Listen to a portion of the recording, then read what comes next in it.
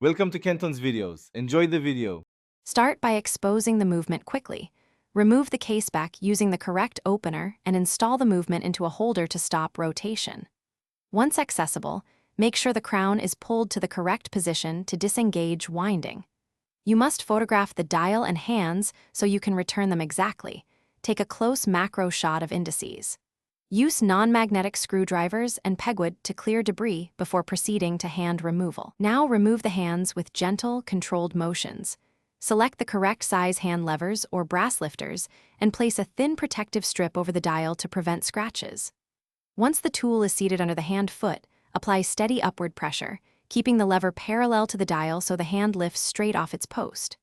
Remove the hour, then minute, then seconds hand, placing each on labeled foam to avoid bending or mixing parts.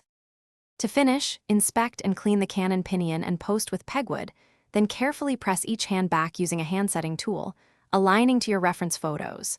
First hour, then minute, then seconds. Make sure hands clear each other at all positions by rotating the movement slowly. If a hand won't seat or catches, remove it and check for bent feet or debris. Straighten gently or adjust post height before retrying to avoid damaging dial or movement. Thanks for watching. Consider subscribing if we helped you.